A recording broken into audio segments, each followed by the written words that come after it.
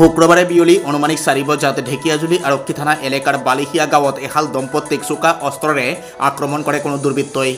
উল্লেখ্য যে ঢেকিয়াজুলি আৰক্ষী থানা এলেকাৰ চিৰাজুলি সত্ৰৰ বাসিন্দা নাৰায়ণ কোচ আৰু তেখেতৰ পত্নী সবিতা কোচ নামৰ এহাল দম্পতীক চোকা অস্ত্ৰৰে আক্ৰমণ কৰে দুৰ্বৃত্তই। উক্ত ঘটনা সংঘটিত কৰি ঘটনাস্থলীৰ পৰা পলায়ন কৰে দুৰ্বৃত্তই। উক্ত ঘটনা সংঘটিত হোৱাৰ পিছতে স্থানীয় ৰাইজে সংকটজনক অৱস্থাত দুয়োকে উদ্ধাৰ কৰি ঢেকিয়াজুলি শ্বহীদ মনোবৰনাথ সামূহিক স্বাস্থ্য কেন্দ্ৰত চিকিৎসাৰ বাবে নিয়ে যদিও উন্নত চিকিৎসাৰ বাবে দুয়োকে তেজপুৰ মেডিকেল কলেজ হস্পিটেলত প্ৰেৰণ কৰা হয়। এই ক্ষেত্ৰত মই কাৰ্যটোক গৰিহণা দিছোঁ। আমি হিংসাত্মক কাৰ্যক কেতিয়াও ভাল নাপাওঁ। এতিয়া কোন দুষ্কৃতিকাৰীয়ে কাৰ্যটো কৰিলে তেখেতে উচিত শাস্তি পাব লাগিব। আৰু এই নাৰায়ণ কোচ উৰ্ফে নাৰায়ণ দাস লিখে, এতিয়া নাৰায়ণ দাস আৰু সবিতা দাস কোচ আছিলে, কিন্তু দাস বনাই লৈছে তেখেতসকলে। দুইজন এতিয়া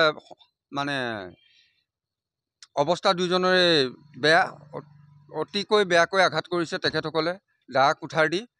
গতিকে এতিয়া আমি ঢেকিয়াজুলি মনবৰনাথ চিকিৎসালয়ত যদিও চিকিৎসা কৰিছোঁ, কিন্তু ইয়াৰ পৰা তেজপুৰ মেডিকেল কলেজলৈ তেখেতসকলক প্ৰেৰণ কৰিছে।